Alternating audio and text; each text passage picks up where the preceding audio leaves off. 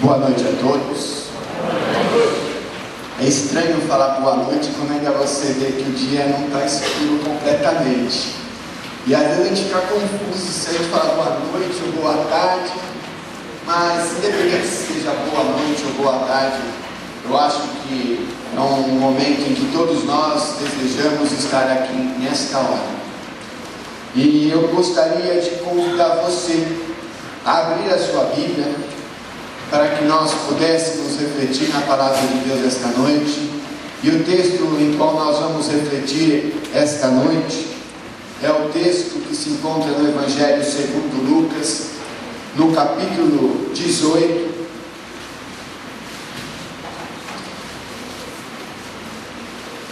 do verso 18 até o verso 23. Lucas 18, do verso 18 ao 23. O tema da nossa série de mensagens que foi projetado, os irmãos viram, é simplicidade, um desafio descomplicado. Mais informativo, simplicidade, a arte de descomplicar a vida. É tanto uma arte como um desafio, a simplicidade para as nossas vidas. Vamos ler o texto? Diz assim: certo homem de posição perguntou-lhe: bom mestre, que farei para herdar a vida eterna? Respondeu-lhe Jesus: por que me chamas bom? Ninguém é bom, senão um, que é Deus. Sabes os mandamentos: não adulterarás, não matarás, não furtarás, não dirás falso testemunho, honra teu pai e a tua mãe. Replicou ele: tudo isso tenho observado desde a minha juventude. Ouvindo Jesus, disse: uma coisa ainda te falta. Vende tudo o que tens, dá aos pobres, e terás um tesouro nos céus. Depois, vem e segue-me. Mas, ouvindo ele estas palavras, ficou muito triste, porque era muito riquíssimo. Vamos orar? Senhor Deus, Pai glorioso e eterno, nós agradecemos a Deus a oportunidade que o Senhor nos concede de, como igreja, ó Deus, nos reunirmos neste local e nesta hora, para juntos, ó Deus, te cultuarmos. Agradecemos, ó Deus, porque o Senhor nos concede esse privilégio. Mas nós clamamos e suplicamos que o Senhor, através do teu Espírito Santo, ó Pai, esteja nos conduzindo sobre esta reflexão na tua palavra. Que o Senhor abra o nosso coração, para que cada palavra possa, Deus, encontrar guarida em nosso ser.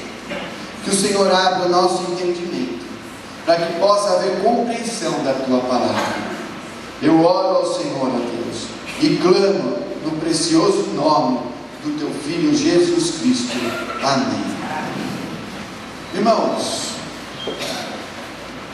nós vivemos num mundo complicado e difícil. E viver nesse mundo complicado e difícil também é complicado e difícil. É um mundo que é cheio de horários. É um mundo que é cheio de exigências sobre cada um de nós. E parece que esses horários e essas exigências têm abatido cada ser humano cada vez mais cedo. O que muitas vezes abatia sobre uma idade avançada, agora começa desde a mais tenra idade. Você começa a ver crianças ensoberbadas com tantas tarefas, que às vezes o pai, na boa intenção, coloca sobre os ombros dos seus filhos. E viver, irmãos, nesse ambiente não é uma tarefa das mais simples. É uma tarefa desafiadora. O mundo em que nós estamos inseridos, esta cultura contemporânea na qual nós vivemos, ela se caracteriza pela arte, se é que eu posso dizer de arte, mas o desejo de possuir. O ser humano cada vez mais sente o desejo de ter coisas, de ter várias coisas. Mas o que implica nisso é que o ser humano passa a acreditar que a boa vida, o viver bem, está relacionado na capacidade ou no possuir.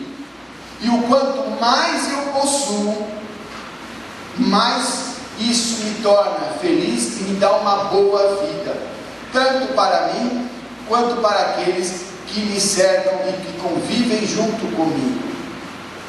E neste ritmo em que o mundo vive, surge então algo que vem caracterizando a nossa sociedade, é que é sempre o desejo de algo. Nós sempre estamos desejosos de ter algo novo. E é em cima dessa premissa que aqueles que trabalham com marketing realizam suas propagandas.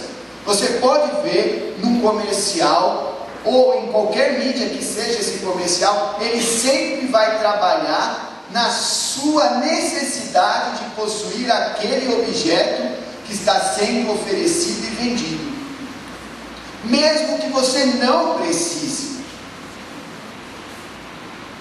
Conversando com um dos meus filhos, ele falou de um celular. Eu falei, nossa, que celular caro, 4, 7 mil. Eu falei, aí eu perguntei, mas eu não preciso de tudo isso, por que eu preciso desse aparelho?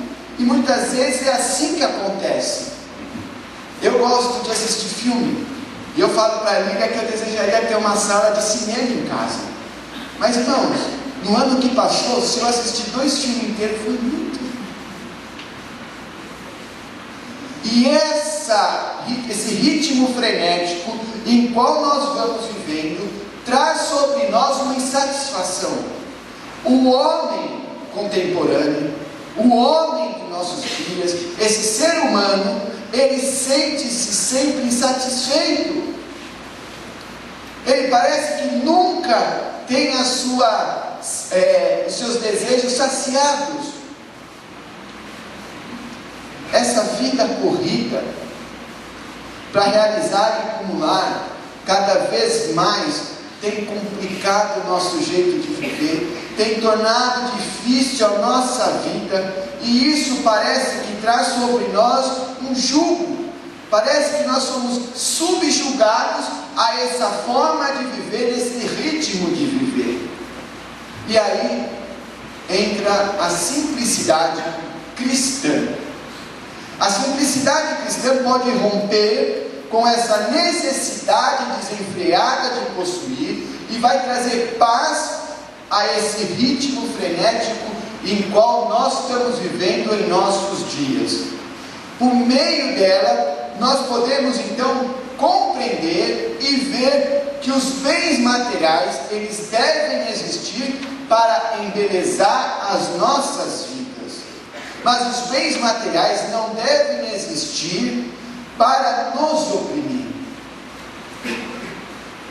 É por meio da simplicidade cristã que nós paramos e podemos compreender que pessoas são mais importantes do que objetos.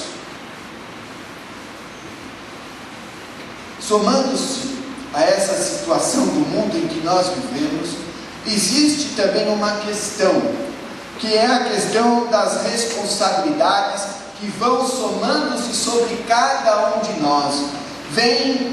Nós vamos vivendo e vamos acumulando cada vez mais responsabilidades. Cada vez mais nós assumimos compromissos e deveres para a nossa vida. É compromisso com a sociedade, é compromisso com a nossa família, é compromisso com a igreja, e nós vamos somando e somando e somando cada vez mais compromissos, e isso leva-nos a um estado de esgotamento tremendo, para o nosso ser. E, além do esgotamento, também vai produzir em nós um sentimento de frustração, porque nessa soma de responsabilidades, muitas vezes nós não conseguimos corresponder a todas elas. Em algum momento nós não conseguimos dar respostas a todas essas obrigações que sobrevêm às nossas vidas.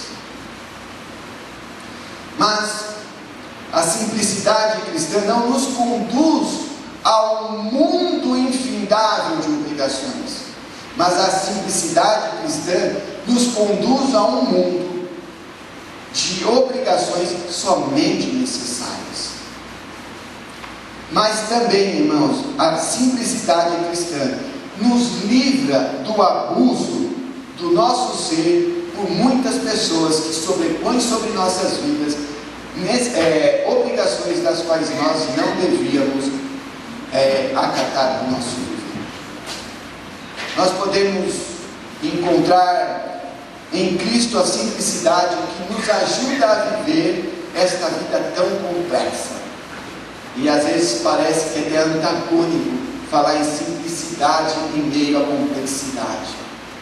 Mas, ainda que possa parecer, nós precisamos, com toda a simplicidade, vivemos essa vida que não é nada simples de ser vivida. Nós podemos então, irmãos, olhar para o apóstolo Paulo e ver que ele vai dizer que há simplicidade em Cristo e no cristianismo. Quando lá em 2 Coríntios 11:3 ele vai dizer assim: mas receio que, assim como a serpente enganou a Eva com a sua astúcia, assim também seja corrompida a vossa mente, se aparte de ti a simplicidade e a pureza devidas a Cristo. Paulo tinha uma preocupação tanto quanto à pureza, mas também quanto à simplicidade que deve existir em nossas vidas, que advém de Cristo Jesus e torna o cristianismo a forma de vivermos a vida de uma forma simples. Mas Paulo, ele não só fala sobre isso, ele vai falar que ele próprio vivia a vida dele em simplicidade de vida.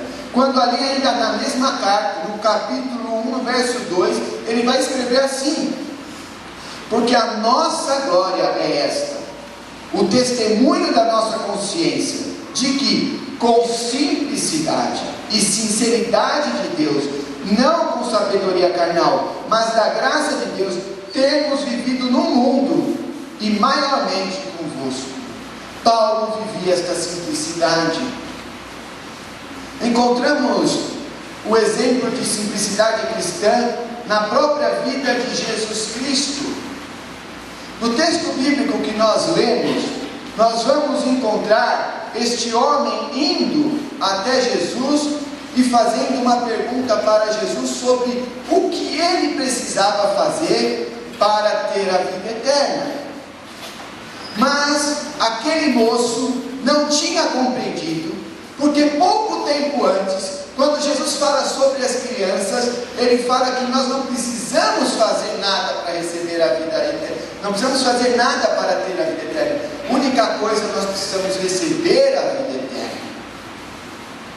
Aquele moço faz essa pergunta, e a pergunta que ele faz, ela é honesta. Ele não está usando de subterfúgio, como outrora, um pouco antes dessa leitura, um mestre da lei fez para Jesus. Então o mestre, ele queria realmente saber o que era preciso para ter a vida eterna. E ele chega diante de Jesus e fala: bom mestre. E aí pode haver duas interpretações para esse bom mestre. Se Jesus estava falando para ele: ó, você está chamando de bom quem realmente quem só pode ser Deus. Ou seja, então você me reconhece, está falando que eu sou Deus. Mas se nós olharmos para o texto correlato que aparece em Mateus, lá em Mateus ele não fala bom mestre, ele fala: mestre, o que de bom devo fazer para ter a vida eterna? E aí Jesus fala, de novo, ninguém é bom senão Deus. Ou seja, nada que aquele homem pudesse fazer poderia ser capaz de levá-lo à vida eterna, porque bom seria só Deus. É por isso que Paulo, quando escreve a Romanos, fala que todo homem, todo ser humano é mau. E aí aquele moço com o coração sincero na sua pergunta, faz a pergunta para Cristo, e Cristo responde: você sabe o que fala a lei, você fala, sabe o que a lei diz. E se nós prestarmos atenção, Jesus Cristo não cita o decálogo, não cita os 10 mandamentos, ele vai citar os 5 mandamentos que se referem ao relacionamento do ser humano com o ser humano. E aí ele fala: então tirei de letra,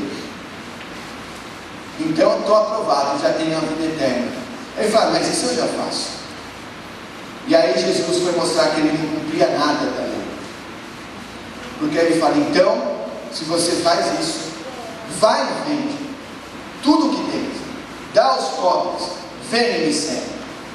A vida eterna que Jesus está falando não é o ato de vender a sua riqueza para viver uma vida de pobreza, não, é seguir a Jesus. Vem, segue-me. E aí aquele homem vai poder ver que os primeiros mandamentos do decálogo se referem à relação do homem com Deus, e a lei é o ponto fraco daquele homem. Aquele moço, sem perceber, e como a maioria de nós, ele complicou o que era simples. A pergunta dele: o que devo fazer para ter a vida eterna? A vida eterna não se conquista, a vida eterna se recebe. E isso é simples. Isso não significa que o que Cristo fez na cruz foi barato ou medíocre, muito pelo contrário. Jesus dá para aquele homem uma resposta simples, que na verdade é um convite: vem e segue-me. Olha o convite que Cristo está fazendo para aquele homem: segue-me. E talvez aquele moço estivesse esperando uma resposta mais complicada, uma resposta mais elaborada, ou algo que exigisse muito mais dele, no âmbito da sua capacidade de realizar. Mas o convite que Jesus fez para aquele moço, para que aquele moço o seguisse, é um convite para a simplicidade do reino de Deus. Se nós vemos o que Jesus fala sobre ele, ele vai dizer assim: indo eles, caminho fora, lhe disse: seguir-te-ei para onde quer que fores. E aí Jesus vai falar numa outra ocasião para um outro moço. Mas Jesus lhe respondeu: as raposas têm os seus covis, e as aves do céu ninham, mas o Filho do Homem não tem onde reclinar a cabeça. Olha o convite que Jesus está fazendo para aquele moço que era extremamente rico e gozava de destaque na sociedade em que ele estava inserido. Calma aí, eu tenho todas as riquezas, posso comer do bem e do melhor, posso fazer viagens à vontade, posso desfrutar de várias coisas através dos recursos que eu tenho, e agora eu vou seguir alguém que não tem nem aonde descansar o seu corpo. E um detalhe: se nós prestarmos atenção, Jesus está a caminho de Jerusalém para ser crucificado. O Senhor quer que eu siga o Senhor nessa condição, e para isso, aquele moço que tinha muitas riquezas não estava preparado para a resposta que Jesus tinha dado. Aquele moço não estava preparado para esse tipo de vida. Mas o convite que Jesus fez para aquele moço é o convite mais profundo, mais real e mais vívido de todo o Novo Testamento. Porque esse convite é a essência do discipulado. O próprio Jesus vai dizer assim: dizia a todos: se alguém quer vir após mim, a si mesmo se negue, dia após dia, dia a dia, toma a sua cruz e siga-me. É esse o convite que Jesus fez àquele moço, e é esse o convite que Jesus está fazendo para você esta noite. Siga-me. Se você quer viver a simplicidade do reino, siga-me. Esse convite que Jesus fez para aquele moço está presente no vinde, que ele fala para Pedro e seu irmão André, para João e seu irmão Tiago, quando ele chama Mateus para ser o seu discípulo, quando ele chama Filipe para ser discípulo, quando ele fala para Pedro, se Pedro amava ele, Pedro fala que ama, e Jesus fala: então cuida das minhas ovelhas. Ele vai falar: então segue-me, Pedro. Você me ama, Pedro? Então segue-me. Quando ele coloca à prova aqueles que queriam seguir a Jesus, ele fala: então, vocês querem me seguir? Então segue-me. E aí muitos da questão: não, mas eu primeiro tenho que enterrar não sei quem.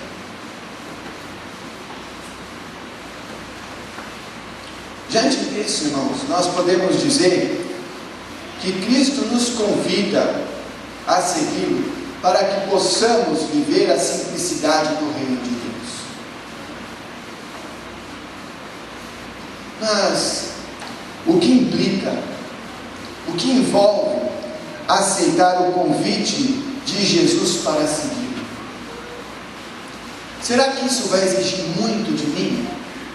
Será que eu vou ter que dar muito de mim? Ou será que com um pouquinho de tempo eu consigo tirar isso de letra? Aquele moço, na resposta de Jesus, vai encontrar tudo o que envolvia seguir a Jesus para viver a simplicidade do reino de Deus. E diante desse texto, então, a gente pode tirar algumas implicações para a nossa vida, em relação sobre o que implica para aceitar o convite de Jesus para seguir e viver essa simplicidade do reino. E a primeira implicação que envolve seguir a Jesus para vivermos a simplicidade do reino é ter fé em Jesus Cristo. É ter fé em Jesus Cristo. Eu vou fazer uma pergunta. Ninguém precisa levantar a mão nem responder. Mas se eu perguntar: você tem fé? Todos aqui vão dizer que sim. Talvez rara exceção. Se eu perguntar para você: no que você tem fé?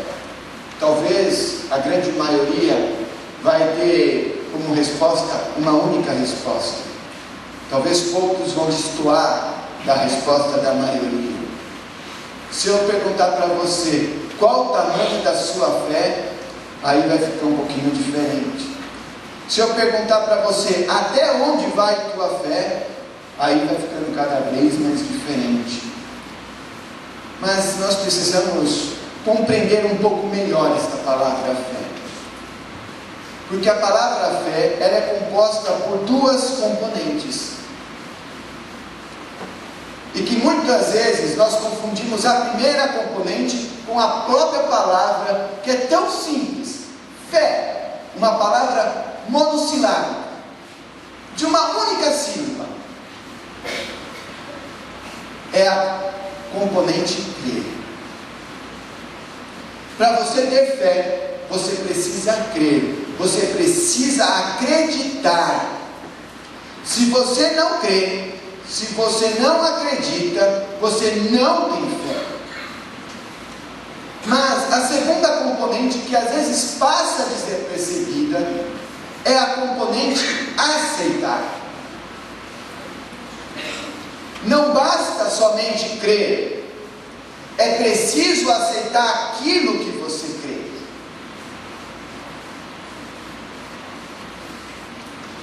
Nem todos creem, nem todos aceitam aquilo que creem, que acreditam. Eu conheci um homem que ele falando do evangelho para o seu cunhado, e ele chegou e falou: não precisa mais falar, eu acredito nisso, eu creio, mas eu não aceito, eu não quero isso para mim. Irmãos, isso é tão real que até os demônios creem, fala a Bíblia. Mas eles aceitam a Jesus Cristo? Não. Crer é uma das componentes, mas para de fato ter fé, você precisa crer e aceitar. E esse é o problema daquele homem. Ele chama Jesus de bom homem, talvez assim, sem consciência do que ele estava querendo dizer, que de fato Jesus era Deus. Mas se nós acreditarmos que ele tinha uma compreensão de que Jesus era bom homem no sentido de Deus, ele acreditava em Jesus, ele chama Jesus de bom homem. Mas, irmãos, quando Jesus então pergunta para aquele homem, quando aquele moço pergunta para Jesus e Jesus dá uma resposta, e a resposta de Jesus mexe com aquele homem e fala: vai, vende tudo o que tens, entrega aos pobres, vem e segue-me.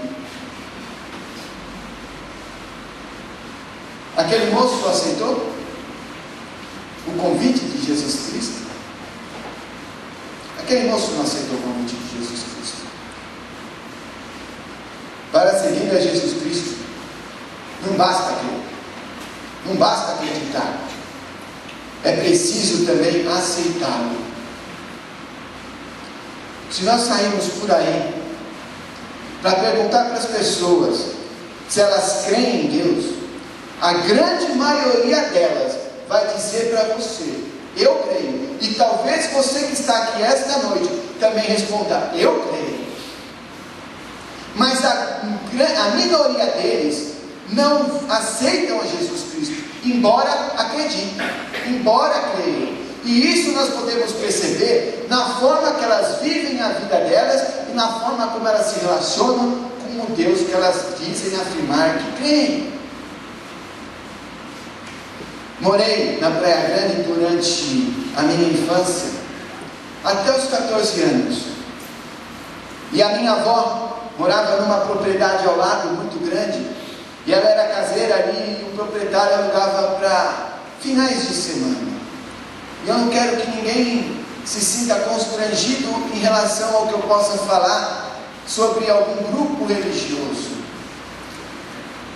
Mas ali então, geralmente na Praia Grande, quando chega a meados de novembro, há uma peregrinação de umbandistas, de candomblé, porque lá existe uma imagem muito grande de Iemanjá na cidade, num bairro chamado Cidade Luciana. E nessa época fui muitas pessoas, pelo menos afluía, não sei se agora ainda fui, muitas pessoas para fazer oferendas para Iemanjá. E minha avó então, vendo aquelas pessoas que estavam lá, alugaram aquela propriedade num grupo de mais de 50 pessoas para fazerem um culto a Iemanjá. E a minha avó então pegou um folhetinho e chegou para um deles e falou: olha, eu não sei se você crê em Deus, mas eu gostaria de entregar. E aquele moço falou: acima de tudo nós cremos em Deus, eu creio em Deus, mas não aceitava.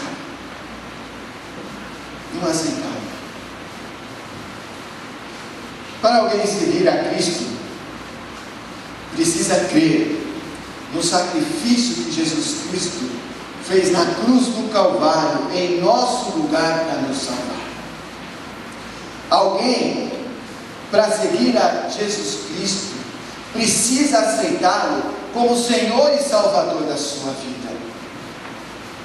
Se você não aceitar o sacrifício de Jesus Cristo, se você não aceitar esse sacrifício que Ele realizou por você, você vai fazer um monte de coisas em sua vida para conquistar a vida eterna, assim como aquele moço queria fazer. E tudo que você vai fazer só vai complicar e tornar a sua vida ainda mais difícil e te afastar de Deus e da salvação. Se você não crê em Jesus como Senhor e Salvador da sua vida, muitas pessoas vão ocupar esse papel. E essas pessoas vão cada vez mais te afastar de Deus, da vida eterna, e tornar cada vez mais a tua vida complicada e difícil de ser vivida. Como eu disse, eu gosto muito de ver filme. Embora não tenha visto faz muito tempo, mas aquela sequência de filmes de Indiana Jones, naquele filme A Última Cruzada, tem uma cena em que lá o personagem principal está num local próximo de chegar ao Santo Graal.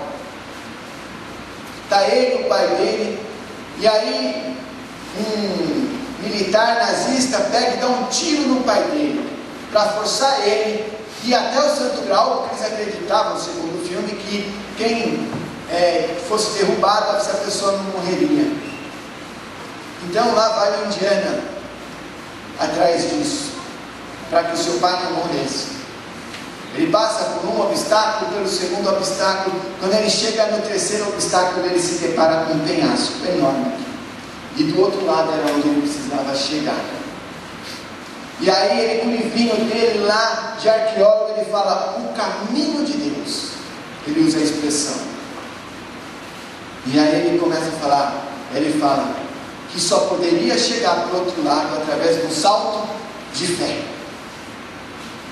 E o pai dele lá, tombado, fala assim: tem que acreditar. E aí o que ele faz? Ele olha para aquele penhasco, quase que meio de olho fechado, ele faz assim, tchum! E aí parece uma esteira assim, e aí ele começa a caminhar.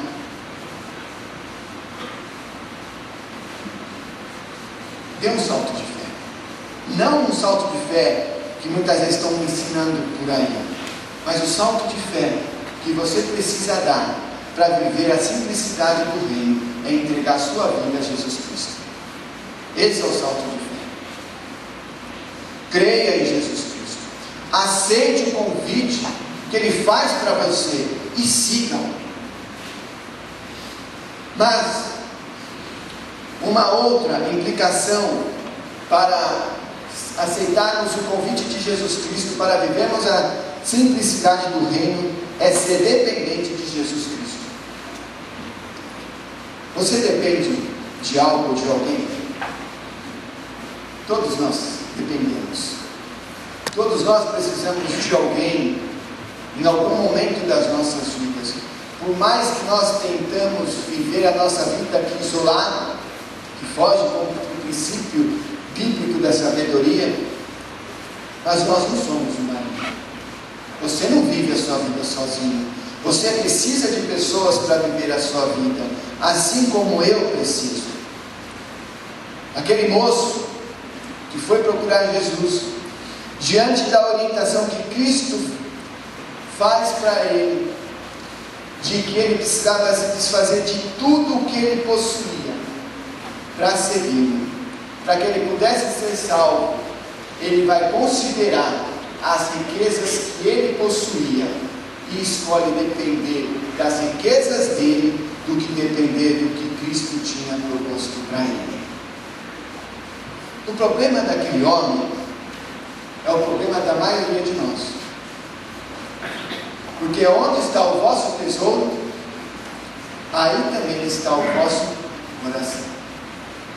O coração daquele homem estava nas riquezas, e ele botava toda a sua dependência do seu viver nas riquezas que ele possuía. Para seguir a Jesus, é preciso confiar nele. Confiar vai envolver depender. Um coração preso aos bens materiais não pode seguir a Jesus Cristo. Um coração preso a pessoas não pode seguir a Jesus Cristo. Porque se nós dermos continuidade na leitura do texto bíblico, nós vamos ver que então Pedro fala para ele que nós te seguimos. Nós abandonamos as nossas casas. E aí Jesus fala assim: o que você perdeu, você recebe. E em textos, se eu não me engano, o texto de Marcos, correlato vai falar que você vai ganhar 100 vezes mais. Nós temos que tomar cuidado com essa interpretação. 100 vezes mais filhos, família. Mas ele fala também perseguições, o texto de Marcos fala. Se você não está disposto a abrir mão daquilo que te alastra, te impedir de seguir a Jesus Cristo, você fica dependente disso. Somente com o coração, irmãos, desapegado e abnegado, nós podemos seguir a Jesus Cristo. Tem um comentarista, Leon Morris, ele vai dizer assim: onde houver um espírito de abnegação, ali Deus supre todas as necessidades dos seus servos. Quando nós não dependemos de Deus nas nossas vidas, nós vamos viver aquilo que eu descrevi logo no início desta palavra. Nós vamos viver agitados, num corre-corre de lá para cá, porque eu sempre preciso estar fazendo algo para suprir sempre alguma coisa. E parece que quanto mais se faz, mais necessidade aparece. Quando eu não dependo de Deus na minha vida, isso produz no meu íntimo uma inquietação no meu ser. Quem nunca se sentiu inquieto? Quando eu não dependo de Deus na minha vida, parece que as preocupações consomem o nosso pensamento e o nosso coração. Mas quando nós olhamos para o salmista, ele vai dizer assim: aquietai-vos e sabei que eu sou Deus. Não adianta nada do que você fizer se você não se aquietar na presença de Deus, se você não depender de Deus. A simplicidade da vida cristã está no fato de dependermos plenamente de Deus para o nosso viver. É por isso que nós não podemos confundir simplicidade com pobreza, porque o rico pode muito bem na sua riqueza depender 100% de Deus, e o pobre na sua pobreza pode em momento algum depender a sua vida de Deus. Quando eu penso em dependência, me vem à mente a criança. Quando nós olhamos para a criança, nós podemos compreender o quanto ela é dependente dos seus pais, principalmente o recém-nascido. Por mais que ele possa chorar, espernear de fome, ele depende dos seus pais, ele depende da sua mãe pegar ele e trazer ela até o peito para que ele possa mamar e ter a sua necessidade suprida. E assim deve ser a nossa relação com Deus. Assim como crianças, nós precisamos depender de Deus. É por isso que o texto anterior ao texto que nós lemos fala justamente que como crianças nós devemos ser para herdar o reino de Deus. Se nós não formos completamente dependentes como uma criança, nós não vamos poder viver a simplicidade cristã. E nós vamos viver agitados, correndo de um lado para o outro. Por isso, confie em Deus. Dependa de Deus plenamente do seu cuidado. Dependa de Deus plenamente do amor de Deus. Dependa das misericórdias de Deus. Porque é por causa dela que nós não somos consumidos. Eu diria que os bens materiais só nos consomem, mas quando nós podemos depender das misericórdias de Deus, nós não somos consumidos. Quando eu falo em dependência, me vem à mente o relato bíblico da viúva pobre. Aquela mulher, não sei se era já avançada em idade, mas aquela mulher viúva estava ali no templo depositando sua oferta, e muitos levavam sua oferta até o gasofilácio e ali colocavam grandes somas em dinheiro. E aquela mulher então chega no gasofilácio, como se fosse esse saquetel que passou entre os irmãos, colocou apenas 2 moedas. Se nós compararmos a quantia que aquela mulher colocou no gasofilácio com as demais, talvez fosse irrisória. Mas o texto bíblico fala que aqueles que colocavam o que sobrava, o resto. E Deus nunca quer o resto. Deus nunca quer a sobra. Mas aquela mulher colocou tudo o que ela tinha. Aquelas 2 moedas era todas as suas riquezas. Se nós compararmos em termos de percentual, aquela mulher foi a que deu a maior oferta. Ela deu tudo o que tinha. Quando ela coloca aquelas 2 moedas ali, ela está expressando toda a dependência que ela tinha de Deus na vida dela. O quanto você depende de Deus? Eu vou dizer que o quanto a proporção que você depende de Deus é o quanto torna a sua vida simples ou complicada. Uma terceira implicação para aceitarmos o convite de Jesus Cristo para vivermos a simplicidade do reino é fazer a vontade de Jesus Cristo. Você costuma fazer a vontade das pessoas que te cercam? Os pais gostam de fazer a vontade dos filhos, né? O filho fala assim: estou com vontade de fazer lasanha. Estou com vontade de fazer lasanha? Estou com vontade de comer lasanha. Aí a mãe pega, vai lá e faz. Estou com vontade de comer aquilo, vai lá a mãe e faz. Os pais gostam. Mas você considera somente a sua vontade ou considera a vontade dos outros? Você pensa que só você tem vontade? E às vezes esquece que os outros também têm vontade? No texto que nós lemos, aquele moço queria saber o que era preciso para ele ser salvo. E quando Cristo dá a resposta e mostra o que era preciso, vai, vende tudo o que tens, entrega aos pobres, vem e me segue.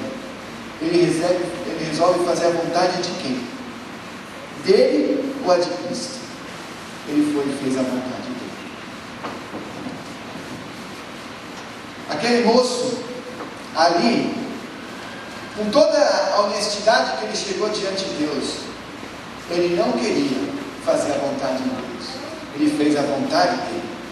Se nós quisermos seguir a Jesus Cristo, é preciso realizarmos a vontade de Deus para as nossas vidas, porque a nossa vontade que nós temos só nos afasta de Deus.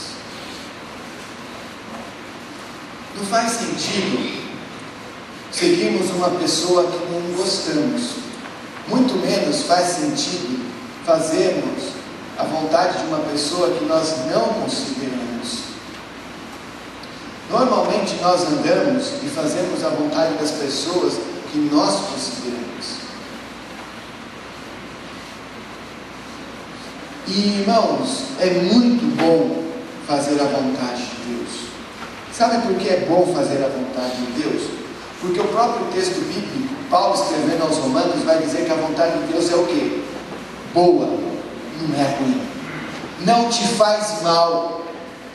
Ele vai dizer que a vontade de Deus é perfeita, ou seja, não é imperfeita, ela é completa, não vai deixar nada faltando para você quando você faz a vontade de Deus para a tua vida. Ele vai dizer que a vontade de Deus é agradável, ao contrário do que as pessoas pensam, a vontade de Deus é agradável, ou seja, dá prazer em fazer a vontade de Deus.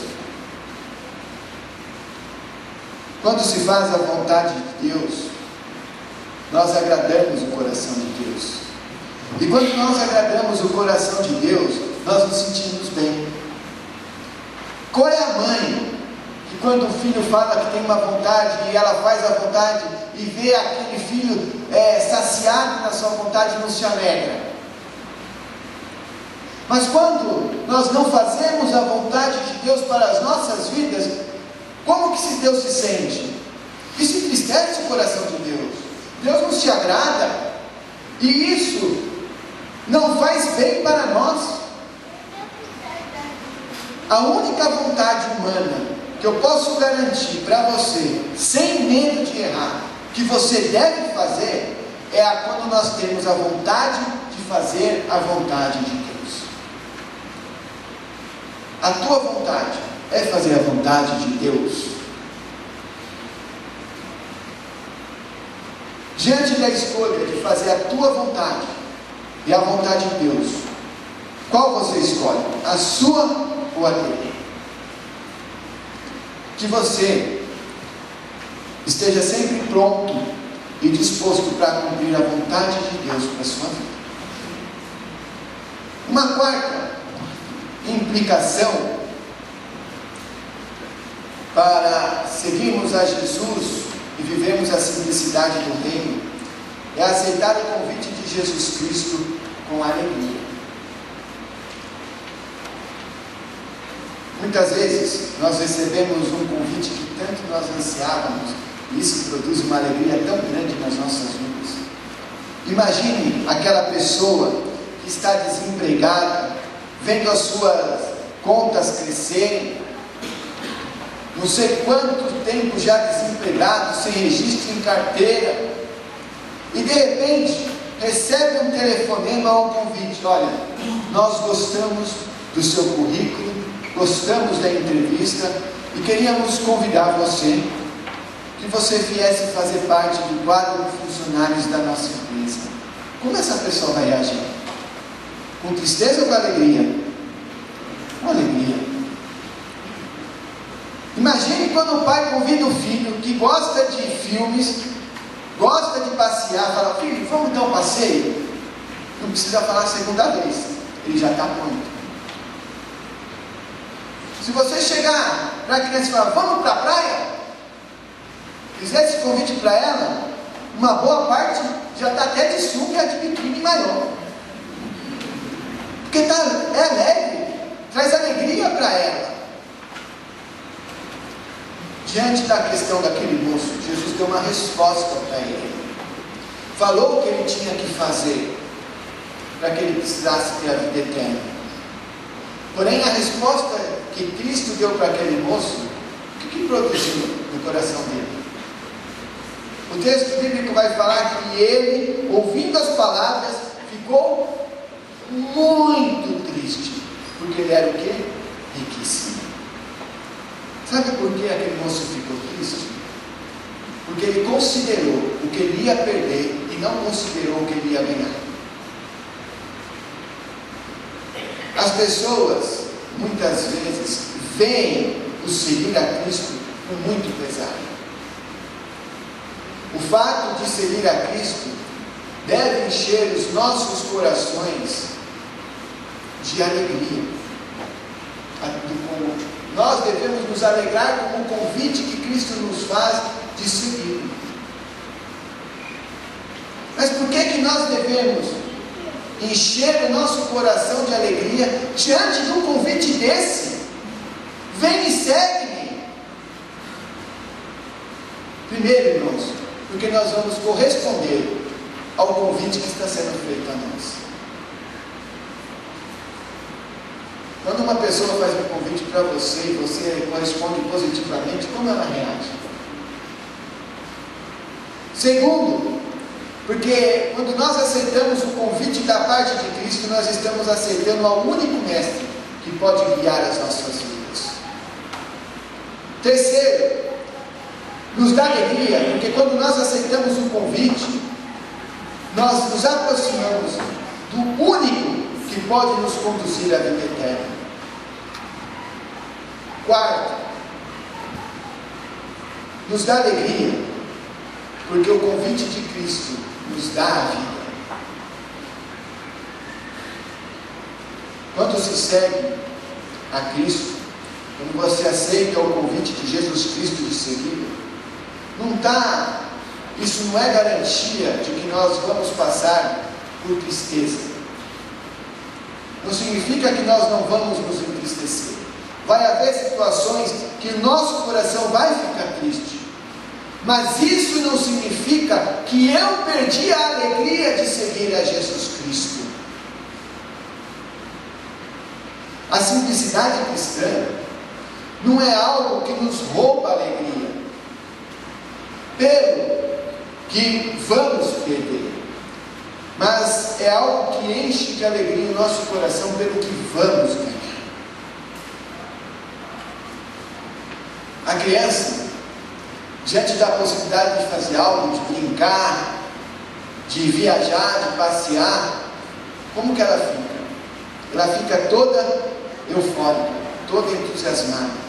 Eu lembro que quando morava ali na praia, a gente vinha para cá, para Mogi das Cruzes, para visitar os nossos parentes. A gente quase nem dormia. 5 horas da manhã já estava em pé para vir para cá. Como você vê a caminhada cristã? Algo pesaroso? Enfadonho? Ou você vê a caminhada cristã com grande vibração, com grande entusiasmo? Não considere o que você vai perder por seguir a Jesus Cristo, mas considere o que você vai ganhar por seguir a Jesus Cristo. Você vai ganhar a vida eterna, vai ganhar uma nova família.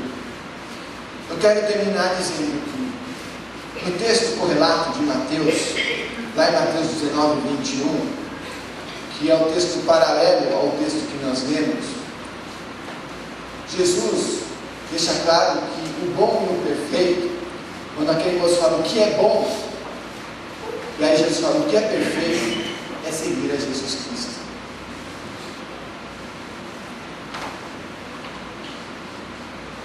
Por isso que Jesus disse: se queres ser perfeito, vai, vende os teus bens, dá aos pobres, e terás um tesouro no céu. Depois vem e segue-me. A gente busca tantas coisas que tem só complicado e nos tornado imperfeitos, só complicado a nossa vida. E a resposta mais simples é aceitar esse convite. A seguir a Cristo não é como seguir alguém nas redes sociais. Hoje está na moda seguir as pessoas nas redes sociais, que é um seguir distante, sem contato. Mas seguir a Jesus Cristo, antes de mais nada, é um ato de fé, em plena dependência dEle, para cumprir a vontade dEle para as nossas vidas com toda a alegria. Como que você tem vivido a sua vida? Sua vida está complicada, tumultuada, difícil, por causa de como você tem vivido ela, como você tem agido, como você tem feito as coisas.